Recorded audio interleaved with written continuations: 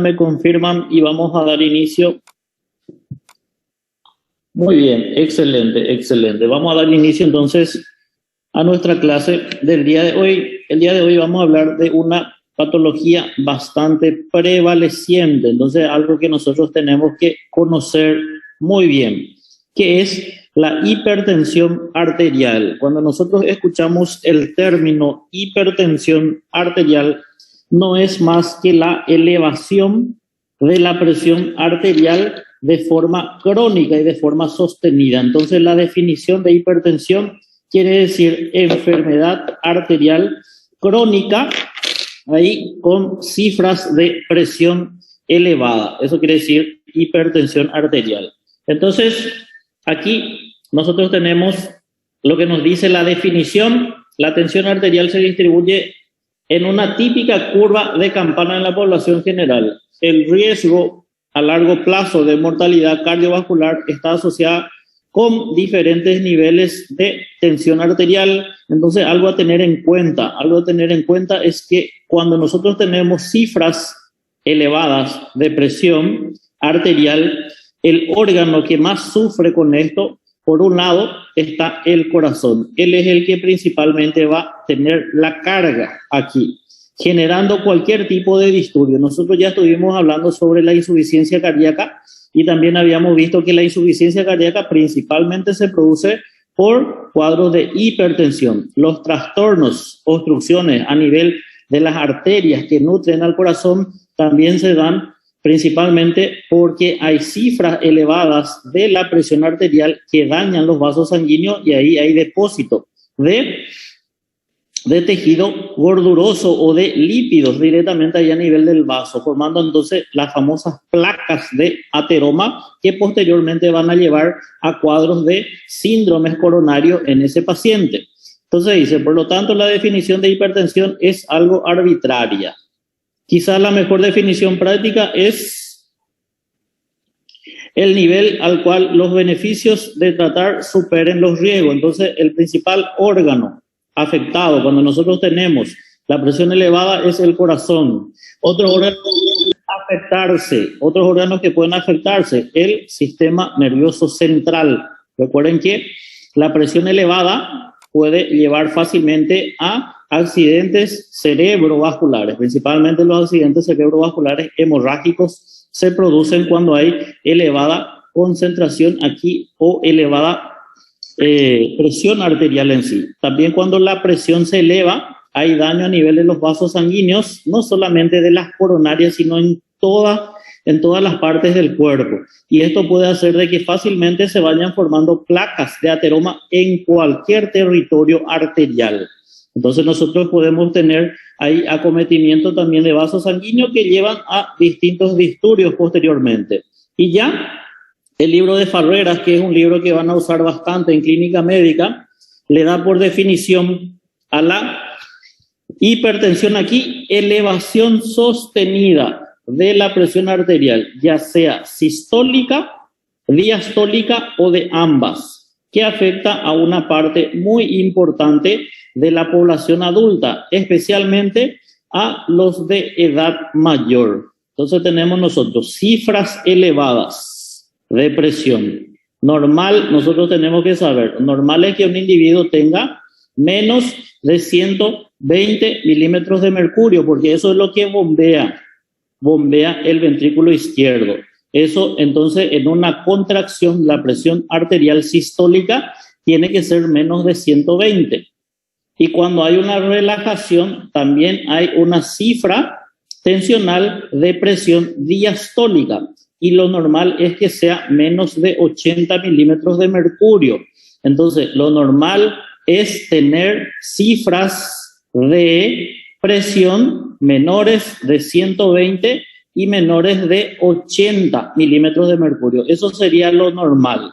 Cuando nosotros hablamos de presión elevada, depende del sitio, del área donde ustedes estén trabajando. Generalmente, en gran parte a nivel mundial se habla de hipertensión cuando la sistólica es mayor de 140 y la diastólica es mayor que 90 en gran parte a nivel mundial. Pero en Norteamérica, en algunas regiones, ellos consideran como presión elevada cifras mayores de 130 y mayores de 80 milímetros de mercurio. Ellos ya consideran como un paciente hipertenso y un paciente que ya inician el tratamiento. Anteriormente también, aquí vamos a ver que dentro de las sociedades que estudian la hipertensión se hace la clasificación y anteriormente el paciente se trataba recién cuando estaba con cifras elevadas que arrojen un estadio 2 de hipertensión. Vamos a ver enseguida cómo se clasifica. Ahora,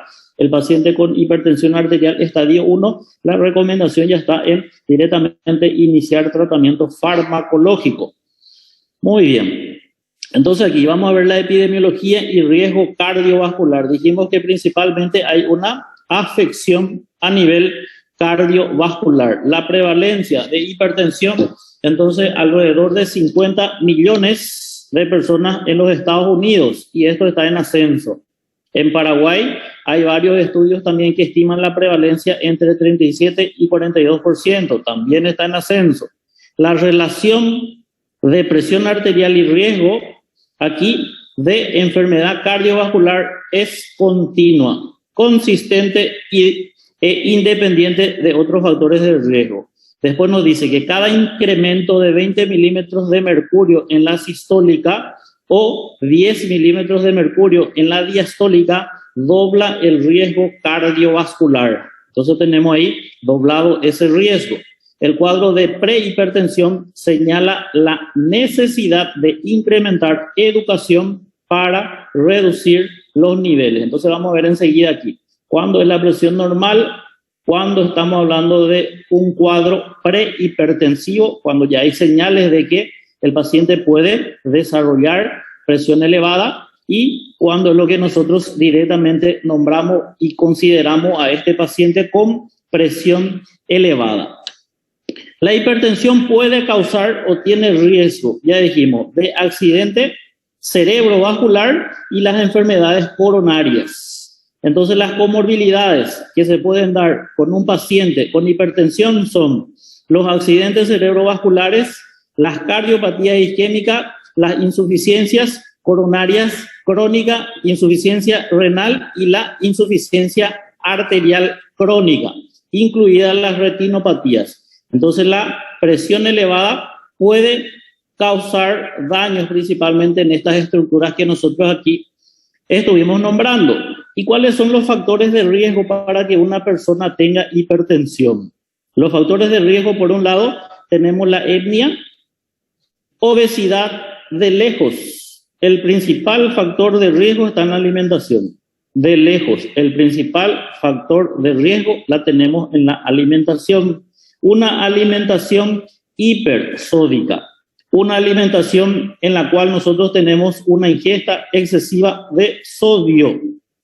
Sal, aquí, sal es el principal agente que puede llevar a desarrollar hipertensión en una persona y también la obesidad. Entonces, estos son los principales factores y desde lejos la mala alimentación, el exceso de consumo de sal, eso es lo que fácilmente puede llevar a desarrollar hipertensión.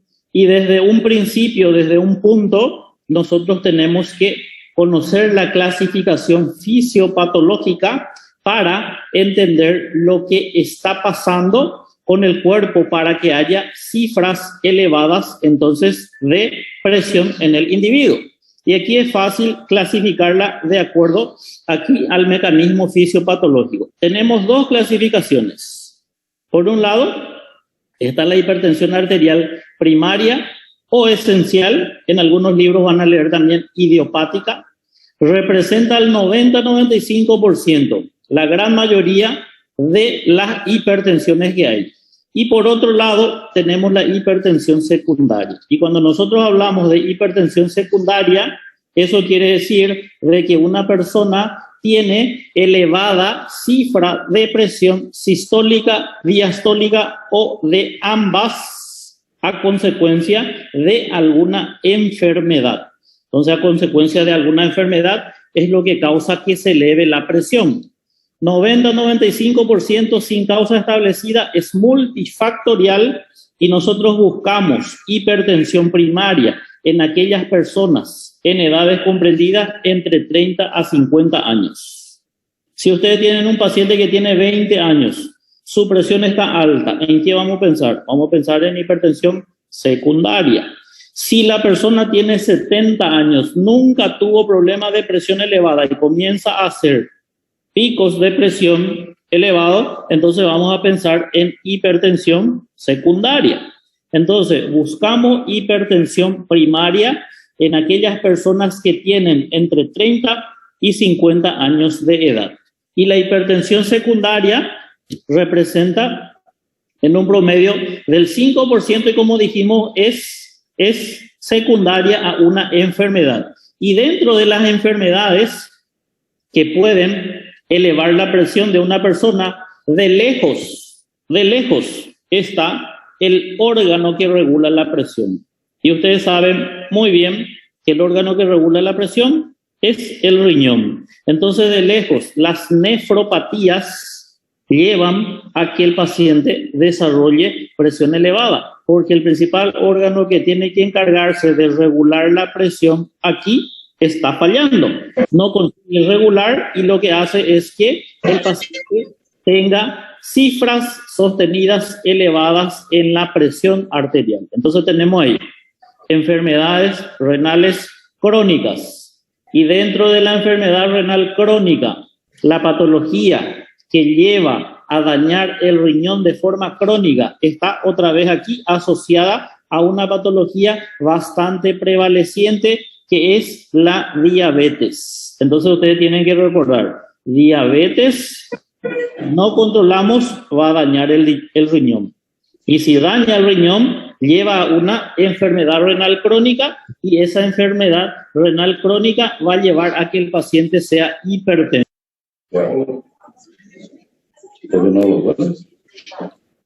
Muy bien, entonces aquí las enfermedades renales crónicas llevan a hipertensión. Aquí otro problema que se da, la apnea obstructiva del sueño. Van a ustedes leer en algunos libros que está con sus siglas de SAOS, que significa síndrome de apnea obstructiva del sueño. ¿Por qué se produce esto? Esto se produce porque el paciente tiene hipertrofia de la glándula faríngea, de la amígdala faríngea. Esa amígdala faríngea ahí, que es llamada también de adenoides, cuando crece mucho, entonces esto puede generar de que cierre el pasaje de aire cuando la persona está dormida. Y si cierra el pasaje de aire cuando la persona está dormida, entonces tenemos nosotros poca entrada de oxígeno. Y la poca entrada de oxígeno, entonces vamos a tener poca distribución de oxígeno.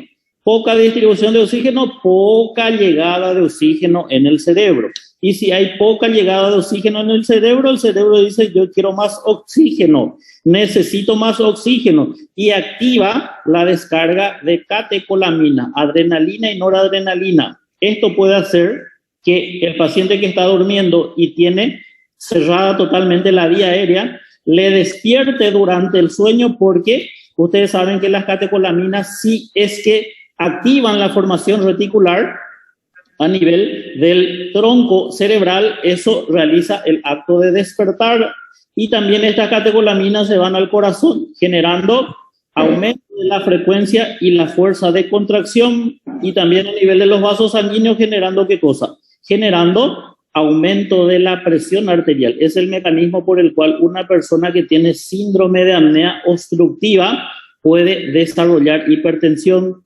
Entonces aquí ustedes pueden tener claro, un paciente joven con hipertrofia de la amígdala faríngea, o de repente un paciente obeso que tiene dificultad de sueño porque hay dificultad de entrada de aire, entonces lleve a desarrollar la apnea de sueño. Y eso va a hacer de que el paciente de forma constante tenga cifras elevadas en la presión.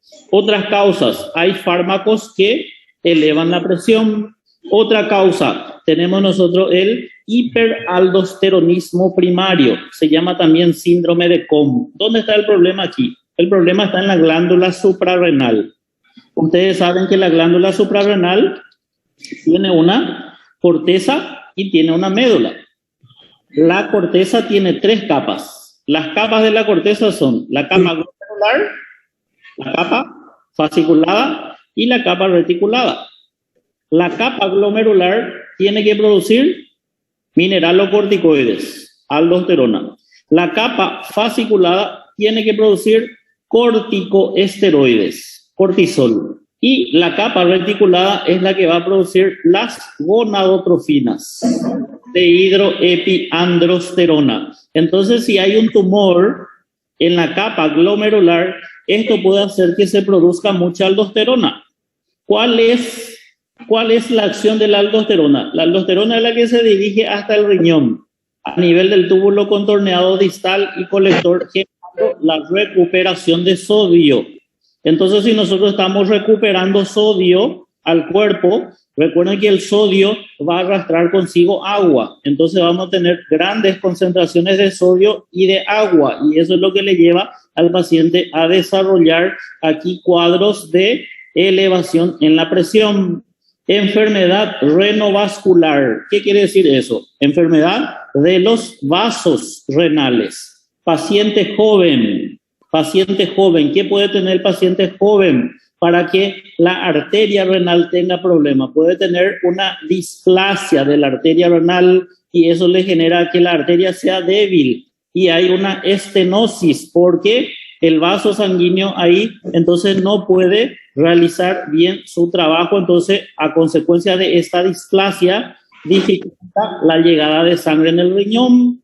Eso va a llevar a un cuadro de hipertensión secundaria. En el paciente añoso, por ejemplo, el paciente más de 60 años, ¿qué puede tener ahí en la arteria renal? En el joven va a ser la displasia y en el paciente añoso va a ser la formación de placa de ateroma. Sí, puede formarse placa de ateroma en la arteria renal y eso va a disminuir ese flujo sanguíneo renal y eso va a ser hipoperfusión renal y consecuentemente se va a activar la maquinaria para elevar la presión aquí, porque el riñón entiende que si tiene poca sangre llegándole, si él hace de que se eleve la presión, le va a llegar más sangre, entonces él activa la maquinaria aquí, lo que es el sistema renina, angiotensina, aldosterona. Tratamiento crónico con esteroides. Síndrome de Cushing. Entonces un paciente aquí que está con un cuadro de hipercortisolismo también. ¿Qué es el feocromocitoma? El feocromocitoma es cuando nosotros tenemos un tumor a nivel de la médula, de la glándula suprarrenal. Y ustedes saben que la médula produce catecolaminas, adrenalina.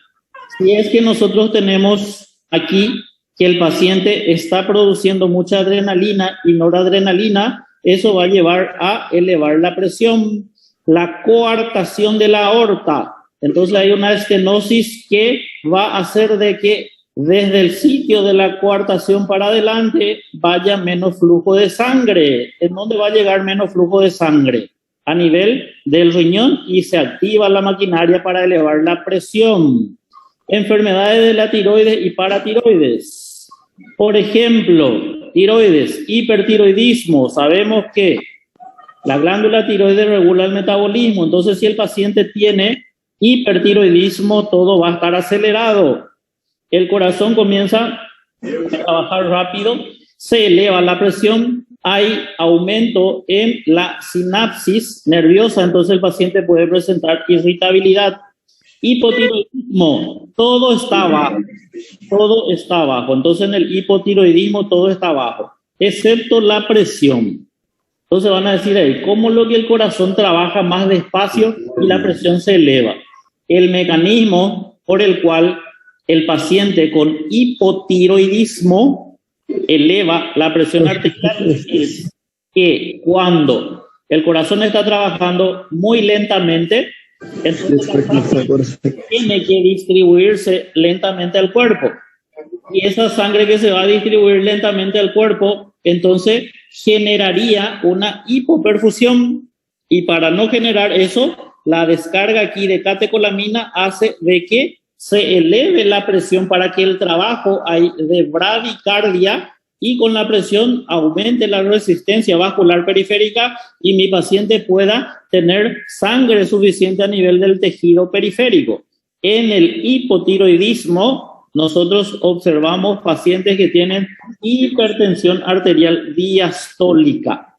Se eleva la presión arterial diastólica. Por eso no tienen que confundir. El día de mañana, si hacen algún examen y se les pregunta a ustedes, son todas causas de hipertensión, excepto es marcar el que no es. Y si ustedes ven por ahí hipotiroidismo, van a querer marcar hipotiroidismo porque piensan que baja todo, pero el hipotiroidismo también es causante de elevación de presión en la diástole.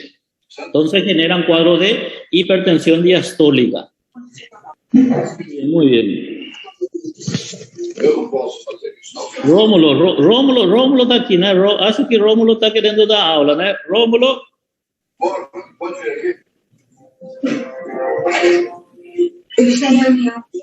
Rómulo está queriendo dar aula, ¿no? Rómulo está queriendo dar aula, Rómulo. Listo ahí, Rómulo. Muy bien, muy bien. Están siguiendo dudas. Hasta ahí, dudas. Muy bien, excelente. Entonces, esta es una manera principal de clasificar. Esta es la principal clasificación que ustedes tienen que saber. La principal. Y ahora vamos a entender por qué el paciente con hipertensión o por qué el paciente que está con la presión normal puede elevarse la presión de este paciente. El mecanismo por el cual se puede producir aquí la hipertensión en lo que sería la hipertensión primaria. Muy bien. ¿Qué tenemos nosotros primeramente? Primero tenemos los factores de riesgo. Dijimos, ok, dentro de los factores de riesgo, ¿cuál es el factor principal? El factor principal es la mala alimentación. Exceso de consumo de sal. Ese exceso de consumo de sal, entonces nosotros vamos a tener nosotros ahí un detector. Tenemos detector de sodio en el cuerpo. Sí, el cuerpo es increíble el funcionamiento. Imagínense, detector de sodio en el cuerpo. El detector de sodio en el cuerpo está en el riñón. Y la parte donde se encuentra ese detector de sodio está en el túbulo contorneado distal, donde hay un engrosamiento de las células que están contactando con la arteriola aferente y eferente. En ese sitio donde contacta con la arteriola aferente y eferente, las células tienen un mayor tamaño. Hay un aumento de tamaño de esas células y esas células se llaman mácula densa. Esas son las que van a detectar los niveles de sodio. Entonces, si el sodio está alto, alimentación, mala alimentación, principal causa para generar hipertensión, se detecta entonces por la mácula densa del riñón. ¿Qué es lo que va a pasar cuando nosotros detectamos que hay elevada concentración de sodio? Ahí al lado mismo, la mácula densa solo detectó, está alto, y la mácula densa entonces ahí al lado tiene a la célula justaglomerular. Sí, la célula justaglomerular, que es la célula que va a estar en la arteriola aferente y eferente.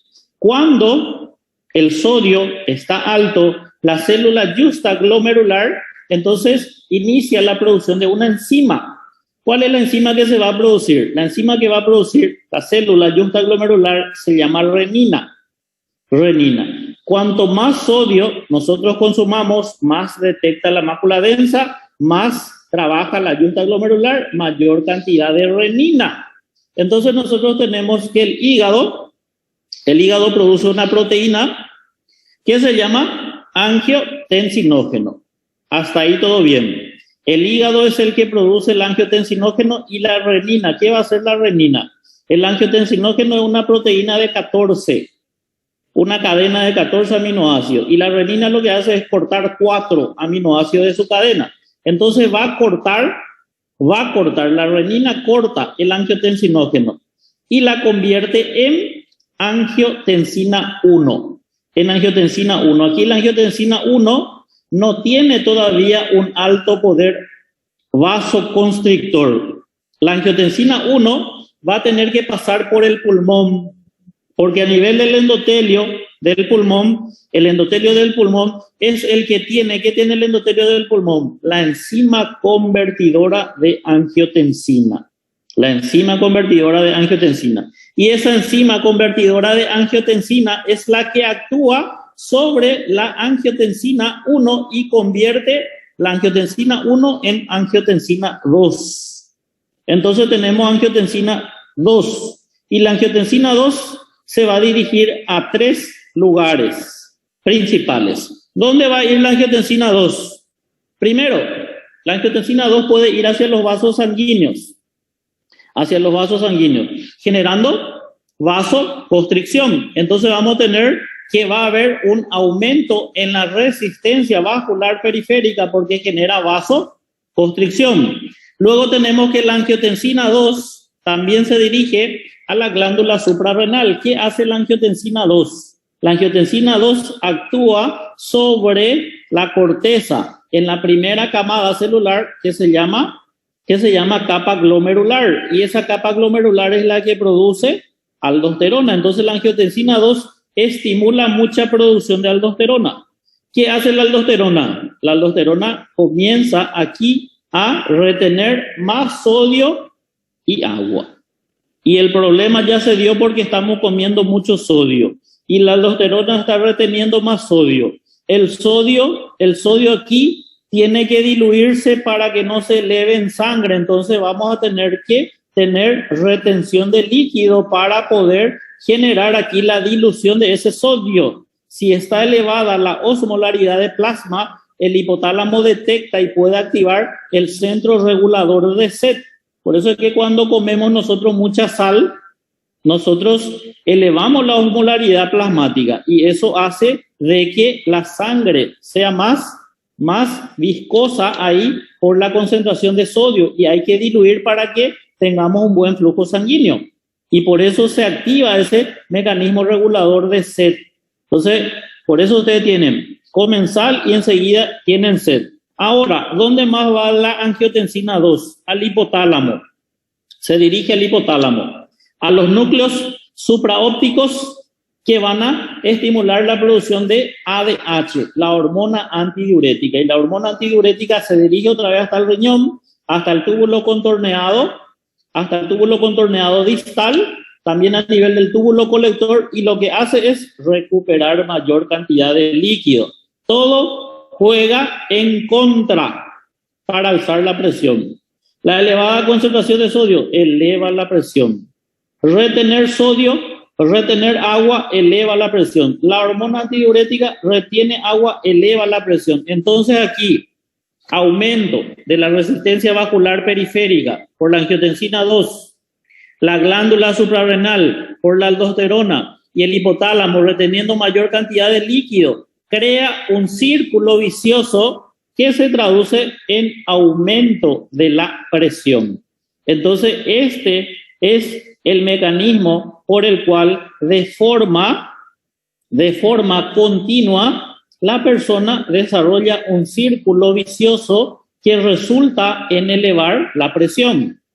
Por eso aquí, si nosotros entendemos la secuencia fisiopatológica, vamos a entender qué podemos hacer con ese paciente. ¿Qué nosotros podemos hacer con ese paciente para disminuir la presión? ¿Qué podemos hacer? Podemos sacarle agua, va a disminuir la presión. Podemos disminuir la formación de angiotensina 2. Entonces podemos bloquear aquí la ECA. Entonces vamos a dar inhibidor de IECA. O sea que inhibidor de ECA, que se llama inhibidor de enzima convertidora de angiotensina, podemos directamente actuar en los vasos sanguíneos, generando lo que se llaman los bloqueadores de los receptores de angiotensina 2. Y eso básicamente, de acuerdo a esta fisiopatología, lo que se estudió y se crearon los pilares de remedios en el tratamiento de la hipertensión. Y dentro de los pilares de medicamentos que hay para tratar la hipertensión están, por un lado los IECA, OBRA y luego los diuréticos. IECA, inhibidor de enzima convertidora de angiotensina. Toda la familia de priles, enalapril, captopril, todos los priles que conozcan. OBRA, bloqueador del receptor de angiotensina 2 o llamado también ARA2, antagonista de los receptores de angiotensina 2. La familia de los sartanes, losartán, valsartán, candesartán, esos son medicamentos de primera línea. Otro medicamento de primera línea, los diuréticos, y dentro de los diuréticos los principales son los tiacídicos, hidroclorotiacida y endapamida. Esos son los principales medicamentos que se pueden utilizar. También otros medicamentos de primera línea en el tratamiento son los bloqueadores de canal de calcio. Esos son fármacos. Entonces, aquí entendiendo esta fisiopatología, van a entender muy fácil después el manejo y el tratamiento, por qué se da ese medicamento para tratar. Muy bien, entendemos la fisiopatología y qué es lo que tenemos que entender después. Una vez que nosotros entendemos la fisiopatología, tenemos que hacer el diagnóstico. ¿Cómo vamos a hacer el diagnóstico? Podemos hacerlo en el consultorio, aquel paciente que se va a consulta con nosotros. Podemos hacer lo que se llama el monitoreo residencial de la presión. No es que ustedes se van a ir todos los días, mañana y noche, en la casa del paciente. El paciente va a realizar mediciones por la mañana y por la noche y va a anotar para poder sacar el promedio, para realizar aquí el cálculo y a ver si es que ese paciente entonces presenta una hipertensión. Y hay un equipo especial que se puede colocar en el laboratorio, en el consultorio, que se llama MAPA. Entonces, este equipo, el paciente se coloca, es un brazalete que se coloca que constantemente está midiendo la presión de ese paciente, se coloca por 24 horas. Entonces ya evalúa el ciclo circadiano, la presión durante el sueño, ya me evalúa este equipo aquí. ¿Cómo se hace en el consultorio? En toda consulta se debe medir 3 veces y se toma la media de las dos. El paciente se va, vamos a tomar 1, después vamos a tomar más 2 veces, con intervalo de 1 a 2 minutos. La primera medición que tuvieron, eso se saca y se saca un promedio de la segunda y la tercera. Tienen que recordar, por un lado, que el paciente, la vejiga tiene que estar vacía, porque recuerden que si nosotros tenemos la vejiga cargada, mayor cuadro de volumen y eso puede generar aumento de la presión. Si está muy cargado, eso puede generar una molestia, dolor fisiológico y eso hace elevar la presión. Por eso el paciente primero se va a orinar para controlar su presión. Actividad física no tiene que estar después de haber hecho una actividad física, sin haber comido antes, sin haber ingerido alcohol, sin haber tomado café, menos cigarrillo, sin haber fumado. Entonces, de esa forma, esas son las reglas. Entonces vamos a, teniendo estos parámetros, medir 3 veces. Medir en ambos brazos, no tiene que haber diferencia de 20 milímetros de mercurio. Si yo mido el derecho y izquierdo, no tiene que haber diferencia de 20 de sistólica. Y la diastólica no tiene que superar de 10. O si no, eso me lleva a sospechar de alguna otra patología en la cual el paciente pueda estar presentando una disminución de flujo hacia uno de los miembros y eso hace de que se eleve más la presión en una. El monitoreo residencial, la misma cosa. El paciente se levanta, el paciente tiene que orinar, el paciente no tiene que comer absolutamente nada, ni su medicamento. Entonces tiene que tomar la presión por 3 veces. 3 veces. Él se va a medir por la mañana, antes del desayuno, y se va a medir por la noche, antes de cenar. Entonces vamos a sacar nosotros ahí, por la mañana y por la noche. Si es que el paciente realiza las 3 tomas, me sirve 5 días. Puede ser de lunes hasta viernes. Pero él dice, no, ya es mucho, no quiero hacer 3 veces, voy a hacer solamente 2 veces. Puede controlar 2 tomas solamente, pero tenemos que tener en cuenta ahí de que tiene que hacer la evaluación por 7 días. 7 días. y se considera monitoreo residencial de la presión alterada cuando la presión está mayor de 135/85, esa presión está alterada en ese paciente.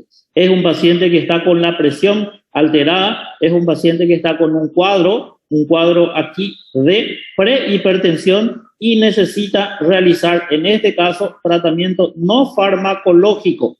Le está avisando el cuerpo que el paciente puede desarrollar elevación en la presión arterial, entonces tiene que hacer mudanzas en el estilo de vida para bajar aquí la presión. Anteriormente, el tratamiento farmacológico solo se iniciaba cuando el paciente estaba en un estadio 2 de hipertensión. Vamos a ver enseguida los estadios. Hoy en día no, hoy en día la recomendación del 2020 salió recomendación iniciar tratamiento farmacológico ya en el estadio 1. El paciente tiene que hacer mudanza del estilo de vida y ya se inicia en el estadio 1. Y el mapa es el monitoreo aquí ambulatorio de la presión, en la cual se coloca un equipo, hay un brazalete y utiliza por 24 horas. Y ya dijimos, evalúa el ciclo circadiano.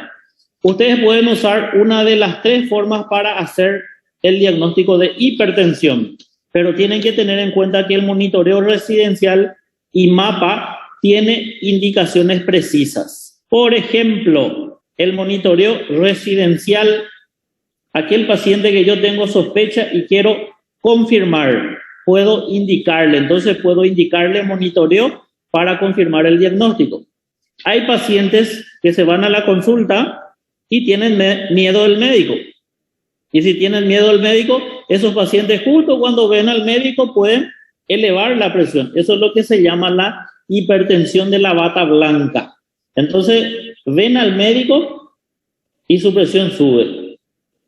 Y no sabemos si es hipertenso o está con miedo nomás. Entonces, nosotros indicamos monitoreo de presión en la casa para ver si realmente es hipertenso.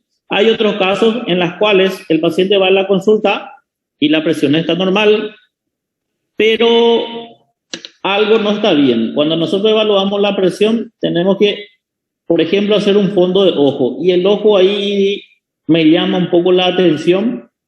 El cuadro aparenta una retinopatía aquí, hipertensiva, pero su presión está elevada, o alteración en el electrocardiograma. Entonces, en ese caso, eso se llama hipertensión enmascarada. Está con nosotros, pero su presión está normal. Pero su fondo de ojo está alterado y su electrocardiograma hay sobrecarga ventricular izquierda.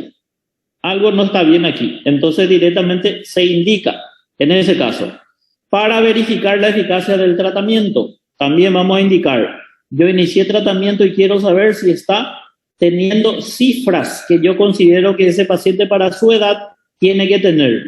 Para confirmar diagnóstico de hipertensión arterial resistente. ¿Cuál es la hipertensión resistente? Cuando el paciente toma 3 medicamentos en dosis óptima y su presión está alta. Ahí también se puede indicar el monitoreo residencial. El caso del mapa, el equipo que vamos a colocar ahí, el brazalete, cuando yo tengo sospecha de hipertensión de bata blanca, puedo indicar. Sospecha de hipertensión enmascarada, puedo indicar. Si hay variaciones de presión en el consultorio, puedo indicar. Si hay hipotensión postural, postprandial o inducida por fármaco, puedo indicar. Hipertensión resistente también y disfunción autónoma. Ahí también nosotros podemos indicar aquí mapa. Entonces, paciente viene a la consulta, ¿qué yo tengo que hacer? Evaluar su presión, 3 tomas, brazo derecho, brazo izquierdo. Y voy a anotar. En esta consulta el paciente está con la presión elevada. Vuelve a una semana, intervalo de una semana, me dice la literatura, hago la misma cosa. Y el paciente vuelve a tener. Entonces, cuando yo tengo cifras elevadas que comprobé en el consultorio, mayores de 140 o 90 o ambas, en 2 tomas diferentes con intervalos de una semana, se hace el diagnóstico. Eso se llama diagnóstico por consultorio. Dijimos que podemos hacer también cuando tenemos la sospecha, ya dijimos las indicaciones aquí. Puedo hacer monitoreo residencial, el paciente va a anotar, o si tengo, le voy a implantar ahí el equipo, ahí en el brazo por 24 horas para yo poder hacer el diagnóstico. Ahí tenemos las indicaciones precisas. Muy bien, esas son las tres formas entonces de nosotros cerrar el diagnóstico de hipertensión. Muy bien. Mapa alterado dice cuando hay una media de 24 horas mayor de 130-80 o en vigilia 135-85. Durante el sueño tiene que bajar la presión. La presión tiene que bajar durante el sueño. Durante el sueño tiene que bajar esa presión. Entonces, mayor a 120-70, esto es indicativo de presión alterada. El descenso nocturno baja entre 10 a 20% la presión arterial. Si no hay descenso nocturno, es una pista de que el paciente puede presentar apnea del sueño, porque el cerebro va a tener menos cantidad de oxígeno que está llegando y eso es lo que le va a llevar a qué cosa, le va a llevar a descarga colinérgica y lleva a elevar la presión. Muy bien. Algo que tienen que tener en cuenta, no está aquí, pero tienen que tener en cuenta, mapa no se utiliza para evaluar hipertensión secundaria, eso tienen que grabar. Hipertensión secundaria, paciente con presión elevada por una enfermedad, no se utiliza mapa para hacer el diagnóstico, no se utiliza.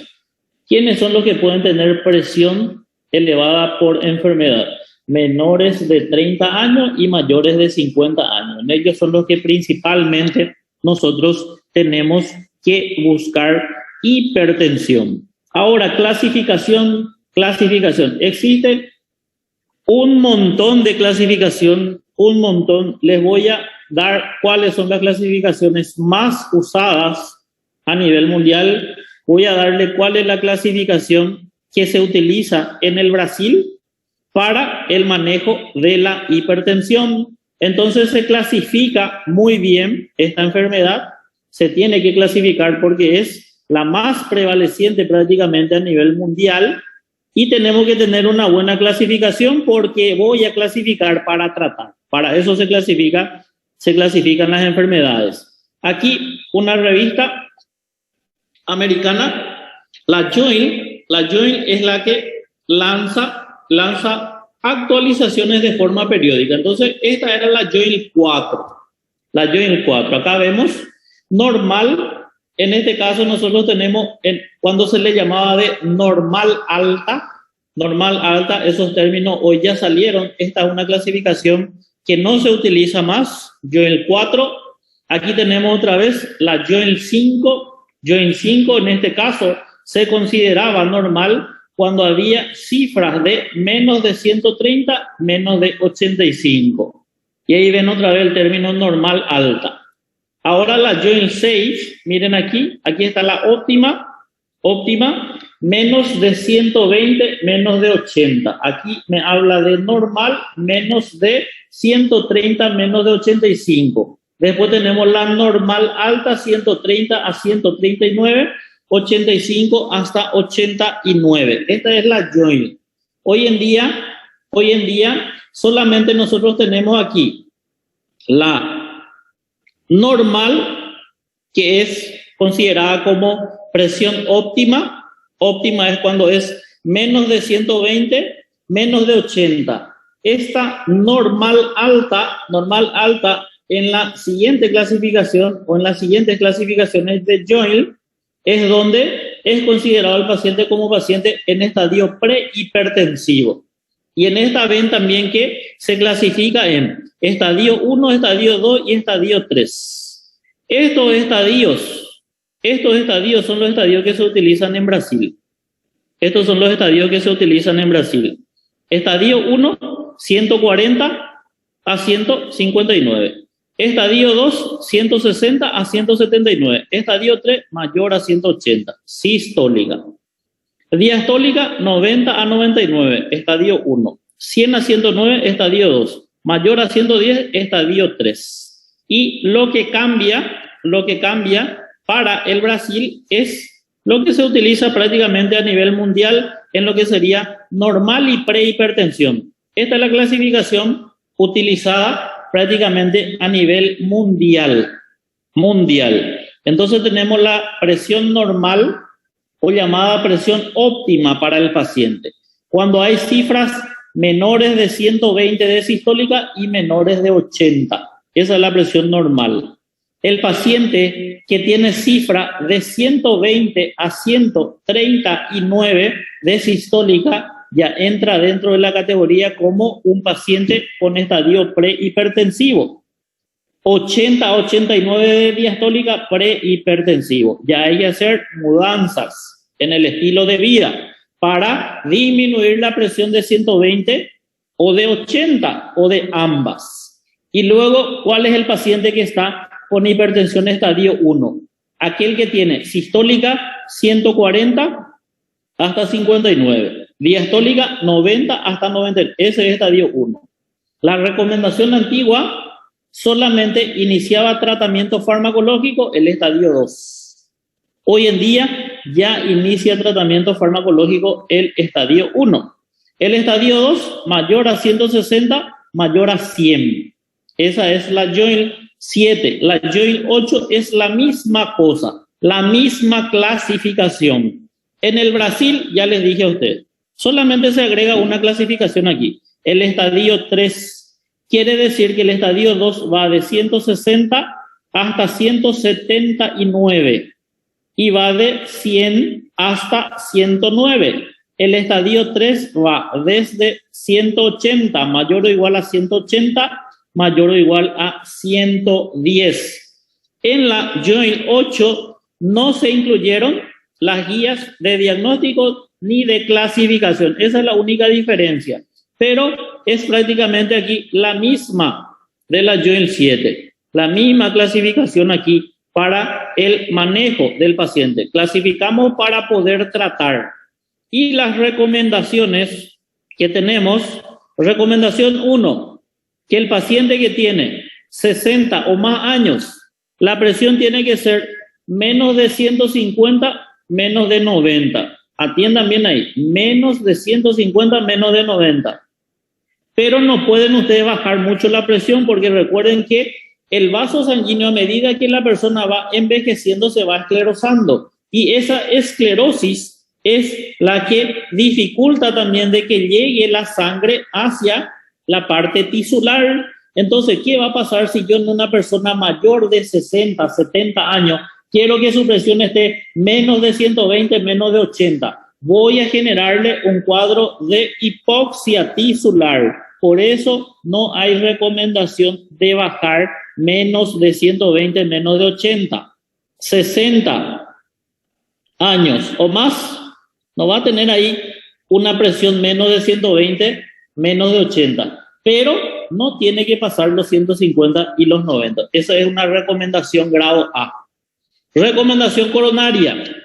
No hay necesidad de reducir dos. Por ejemplo, el paciente, su presión está menos de 140 y está tomando una dosis que le controló.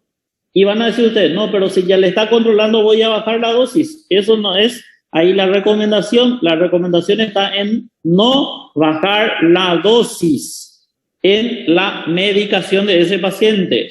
Otra recomendación, diastólica menos de 90 en pacientes menores de 60 años. Recuerden que el corazón come cuando está en diástole. Entonces, en pacientes que tienen menos de 60 años, la diastólica es recomendable que esté menos de 90. Sistólica, menos de 140 en pacientes menores de 60 años. Otra recomendación, 140-90, menos de 140-90 en pacientes que tienen enfermedad renal crónica. Entonces, esos pacientes nefrópatas tenemos que buscar que la presión esté menos de 140, menos de 90. Diabéticos, la misma cosa, que la presión esté menos de 140, menos de 90. Otra recomendación, paciente de raza negra, diurético tiazídico y recomendaciones aquí el bloqueador de canal de calcio, un calcio antagonista. O dice o un IECA o un BRA, pero la alta recomendación que tiene es de, en pacientes raza negra, iniciar con el tiazídico y con un calcio antagonista o bloqueador de canal de calcio. Esa es la recomendación para los pacientes de raza negra. Eso también es algo que tienen que tener en cuenta. Hoy en día, no sé si salió peor la recomendación, pero hoy en día a las personas de color negro, ¿verdad? Anteriormente se le llamaba así raza negra. Hoy en día la recomendación es decirle personas de raza no blanca. No sé cuál es más discriminativo ahí, pero esa es la recomendación. No decirle negro, sino decirle no blanco. Esa es la recomendación de hoy en día. Entonces, personas de raza no blanca, así se le trata hoy en día. Ya no se le dice más negro, entonces, a las personas con esta raza. Muy bien, otra recomendación. IECA o BRA en enfermedad renal crónica. IECA o BRA. Escuchen bien. IECA o BRA. Nunca se utilizan los dos juntos. Nunca, nunca, nunca, nunca, nunca. Recomendación 9 dice, si no se llega a la meta, aumentar la dosis. Si no llegamos a la meta, tenemos que estar aumentando la dosis de la medicación. Entonces tenemos que tener en cuenta, si no se llega a la meta con una droga, aumentar la dosis. Si no llego a la meta, voy a agregar otra medicación. No llego a la meta y voy a agregar una triple. Entonces voy a tener hasta 3 medicamentos de primera línea para tratar la presión de ese paciente con dosis máxima. Si yo tengo 3 medicamentos con dosis máxima y no consigo controlar a eso, ya sabemos que le vamos a llamar de hipertensión arterial maligna. Esa es la hipertensión arterial maligna, la que no se controla, en ese caso, con 3 medicamentos con dosis máxima. Si aún no se alcanza la meta, se agrega una tercera, como ya dijimos. Y aquí está la recomendación, otra, no combinar, no se combina IECA con BRA. No puede tomar enalapril con losartán, nunca. Nunca puede estar tomando las dos medicaciones. Si hay contraindicación para alguna droga o si se necesitan más de 3 medicamentos, recurrir a otras clases de medicamentos que no son de primera línea para tratar de manejar la hipertensión arterial. Entonces, esto es el manejo prácticamente que hay y de recomendación.